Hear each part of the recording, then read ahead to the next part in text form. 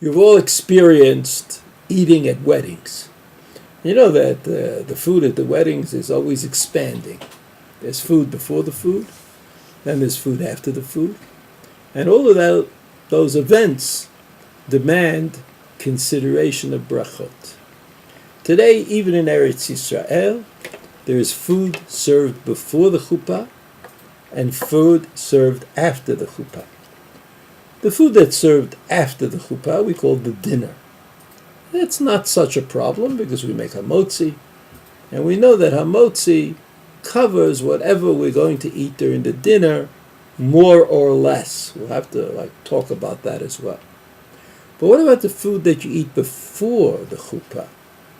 We have food, and the food is usually not covered by hamotzi because even though the caterer is happy to put out bread, most people feel that it's unreasonable to make hamotzi at that time, and then to say birkat hamazon, then to go to the chuppah, and then to start over again. So the feeling that they're not really going overboard comes because they don't say hamotzi at that time. But they eat the food that is lying around. So what kind of food is lying around? What they call in Hebrew mimulaim, stuffed cabbage.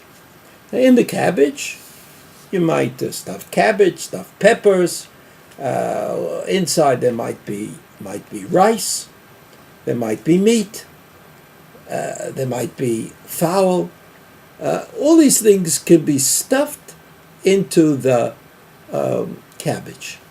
And so it's not always easy to know what the ikar is and what the tafel is.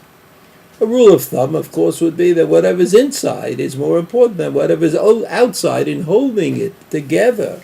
But that is not always the case.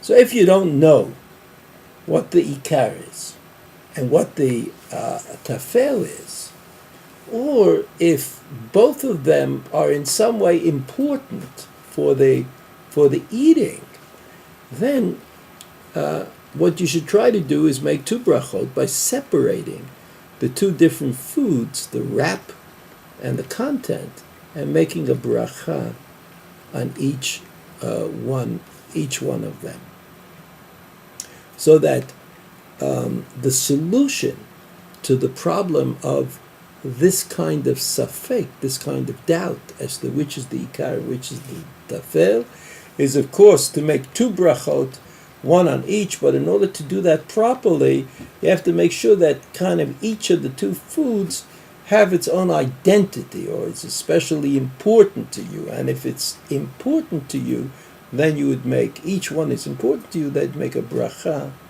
on each of the foods that you eat before the chuppah at the wedding.